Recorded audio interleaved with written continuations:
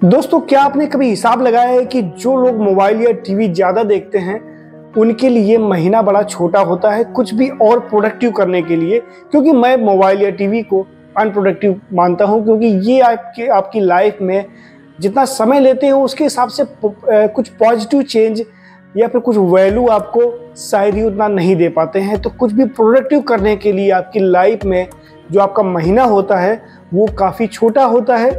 हम कहें तो जैसे और अन्य लोगों के लिए अगर वो महीना 30 दिन का है रियल में, तो उन लोगों के लिए महीना 25 या 26 दिन का होता है। क्या आपने कभी हिसाब लगाया है? और आपको यकीन भी नहीं हो रहा होगा कि मैं ये क्या कह रहा हूँ। तो आइए चलते हैं और इसको थोड़ा सा हिसाब लगाते हैं और देखते हैं आखिर ये है कैसे। मोबाइल पे हम लोग क्या देखते हैं? सबसे ज़्यादा हम लोगों का जो इस समय पे सबसे ज़्यादा समय लेता है व्हाट्सएप। ना चाहते हुए भी आप मोबाइल पकड़ेंगे और तुरंत व्हाट्सएप खुल जाता है। आप कहीं वेट कर रहे हो, कहीं भी बैठे हो, घर में बैठे हो, मोबाइल लेंगे तुरंत व्हाट्सएप खुल जाएगा। फिर इसके बाद क्या होता है? फेसबुक स्क्रॉल करते चले जाते हैं, पता ही चलता आधा घंटा कब निकल गया, 1 घंटा कब निकल गया।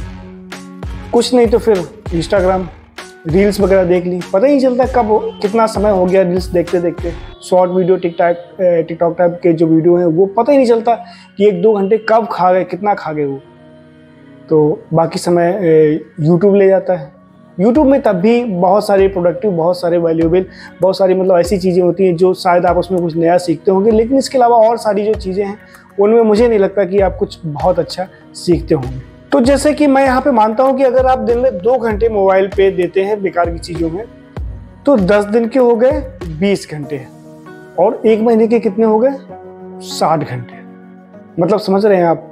60 घंटे मतलब 2.5 दिन जो है आपका इसी में चला गया, सिर्फ जब आप 2 घंटे दे रहे थे। अगर आप यही 3 घंटे देते होंगे, लोग तो इससे भी बहुत ज़्यादा देते हैं इस समय। 3 घंटे भी अगर आप एक दिन में अगर मोबाइल देख रहे हैं, कोई अनप्रोडक्टिव काम इस तरीके कर रहे हैं, तो समझ लीजिए कि वो कितना 10 दिन में 30 घंटे और 1 महीने में 90 घंटे। मतलब समझ रहे हैं आप?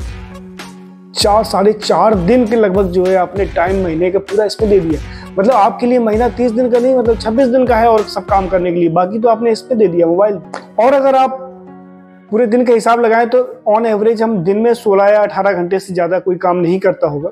16 ही घंटे लगभग काम करते हैं, बाकी टाइम सोते हैं या सोने की तैयारी करते हैं या और सारी चीज़ें होती हैं, उसमें भी चला जाता है समय। तो हम लोग 16 घंटे काम नहीं करते हैं। अगर 16 घंटे में एक दिन को माने, अगर वर्किंग डे को माने, तो कम से कम सोचिए हम लोग जो अगर 3 घंटे को कम से कम 5 से 6 दिन हम लोगों ने 1 महीने में 5 से 6 दिन कम कर लिए काम करने के लिए। इस तरह से आपने कभी सोचा कि मात्र 2 घंटे या 3 घंटे आपका जो महीना है, कितना महीने में और सब काम करने के लिए उसने 4-5 दिन यही 2 घंटे खा गया। आपको लग ही नहीं रहा था कि हम सिर्फ 2 ही घंटे तो कर रहे हैं, लेकिन अगर पूरे महीने के हिसाब लगाया है तो कितना हो गया। और अगर और यही 4 से 5 दिन जो हम लोगों ने मोबाइल को दिया या टीवी को दिया, इस पर हम कुछ पढ़ते, कुछ नया सीखते, कहीं घूमने जाते, कुछ चिंतन करते, कुछ भी करते जिससे आपकी जो लाइफ है उसमें कुछ वैल्यू ऐड होती, तो यकीन मानिए आपकी लाइफ अब तक चेंज हो गई होती। आप कुछ बेहतर कर रहे होते आज जो कर रहे हैं। सर, समझने की कोशिश कीजिए कि मैं कहना क्या चाहता हूँ।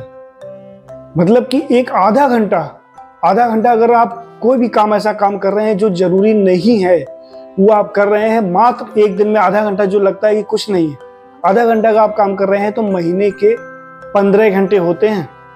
मतलब दिन में आप एक दिन से ज़्यादा, मतलब एक दिन में 15 घंटे से ज़्यादा कोई काम नहीं करता है।